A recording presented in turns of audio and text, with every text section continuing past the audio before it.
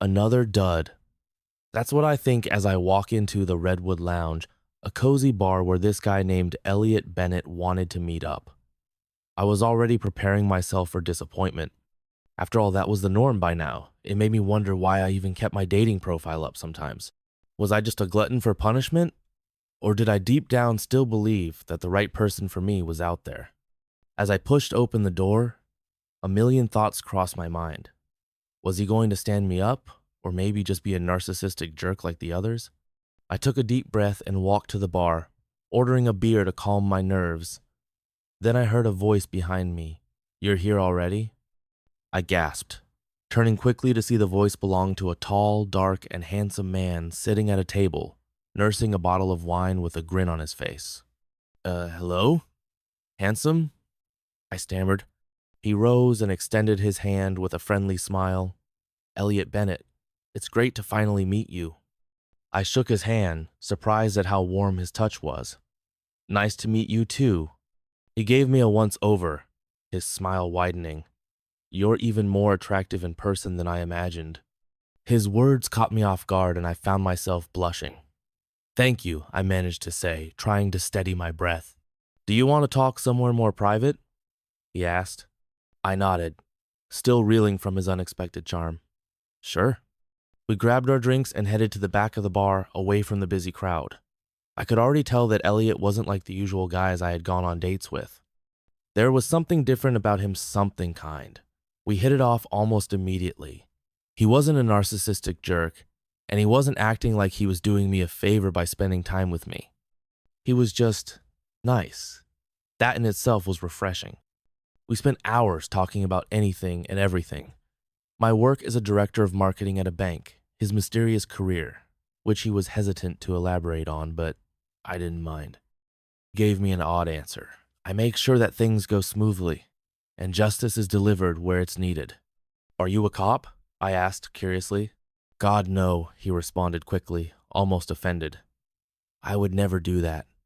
I raised my hand in mock surrender, but the atmosphere lightened as we both laughed.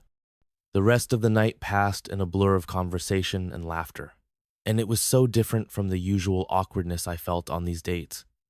Elliot was easy to talk to, and I couldn't remember the last time I'd enjoyed someone's company like this. As we left the bar later that night, I turned to him, feeling more relaxed than I had in a while. "I had a great time tonight." Elliot smiled. "Likewise. Would you want to do something else next time?" "Sure," I said without thinking. "How about axe throwing? There's a place nearby." "Axe throwing? That sounds fun. I'm in," he agreed enthusiastically. We exchanged numbers, and after a brief hug, he left. I stood there for a few moments, my mind spinning. I had no idea what to expect from him, but something told me this time it was different. The next week came quickly, and we were set to meet up for axe throwing. As soon as I walked in, I spotted him in the corner. His dark brown eyes met mine, and he gave me a small, knowing smile. I approached him, feeling the nerves from our first meeting bubbling back up. "Hey, sorry I'm late," I said. Elliot looked me up and down with a grin. "No need to apologize. You look amazing." I flushed. "Thank you. You look great too." He gave me an exaggerated bow. "You're too kind. Can I get us drinks before we start?" Before I could protest, he had already walked off to the bar, and I found myself taking a deep breath. This was already shaping up to be better than I'd expected. I was having a great time just being around him. We eventually made our way to the axe-throwing area, and Elliot immediately showed off his skills. I was completely shocked he was an expert at this. Each throw landed precisely where it was supposed to. "Wow, you're good at this," I remarked, unable to hide my surprise. "Used to do it a lot," he shrugged. I raised an eyebrow. "You used to throw axes regularly? What else do you do, some kind of secret agent?" He laughed at that. "Something like that, but I'm happy to help you out." Before I could respond, he stood behind me, placing his hands on my waist to guide me. His proximity sent a shiver through me, and the smell of his cologne made my head spin.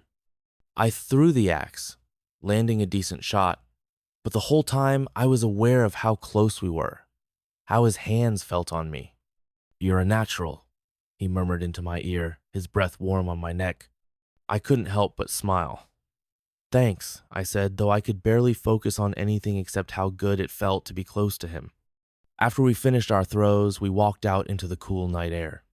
I reached out and gently caressed his cheek, the touch tentative but filled with meaning. I had a great time today, I said softly. I'm glad you did, he said, his voice low. I enjoy being around you, Ryder. I couldn't help the flutter in my chest at hearing my name on his lips. I leaned in, my heart racing. Without thinking, I kissed him. I fully expected him to pull away, but instead, he deepened the kiss, his hands pulling me closer. His lips were soft, and for a moment, it felt like everything else in the world disappeared. When he finally pulled away, we were both breathless. Wow, I whispered, not knowing what else to say. He looked into my eyes with a serious expression, almost as if weighing something. I had a great time too, Ryder, but I can't tonight. I need to go, but we'll do this again, right? Of course, I said, my heart heavy with the sudden sense of longing that overtook me. Call me, he added with a soft smile before turning and walking away.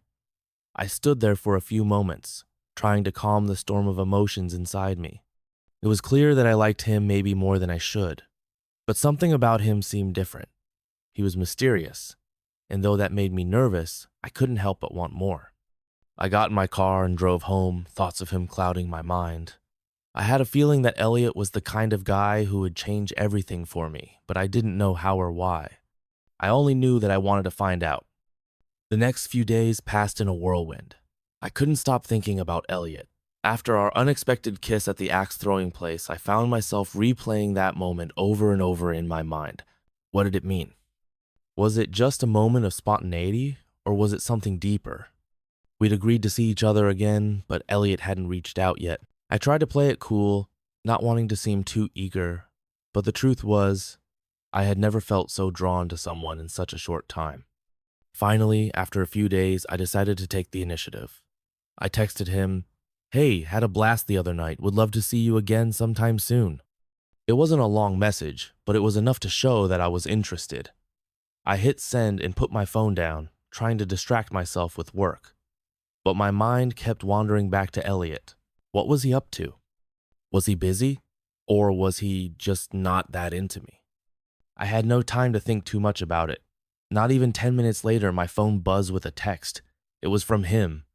"Hey, Ryder, I've been thinking about you too. How does dinner tomorrow sound?" A smile spread across my face. Dinner, this was it. I'd get to spend more time with him and hopefully figure out what was going on between us. "Sounds perfect. What time?" I replied quickly. "How about 7? I know a place you'll love." I felt a thrill of anticipation in my chest. A place you'll love. That was one of those little things that made me feel special. He remembered something about me. That was enough to convince me that he wasn't just playing games, he was genuinely interested. The next evening, I met him at the restaurant. It was a charming little bistro downtown that I'd never been to before. When I saw him waiting at the table, a warm rush of happiness flooded through me.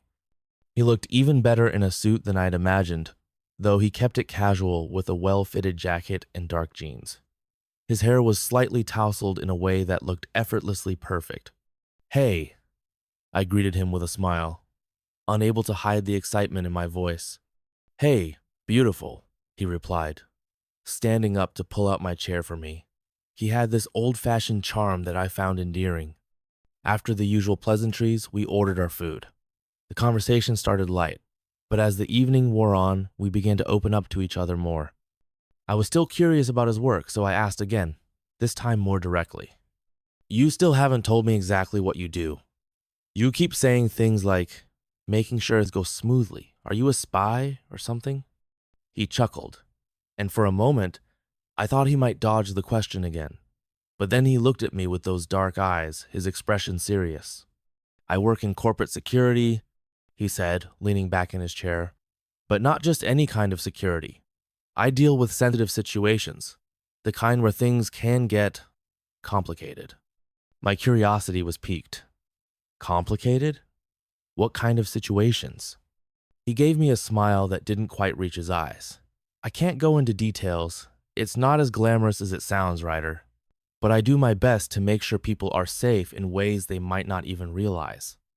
I nodded, sensing there was more to the story but not pressing him further. I didn't want to make him uncomfortable. Instead, I changed the subject. And what about you? What's life like for you outside of work? His face softened, and he reached for his wine glass.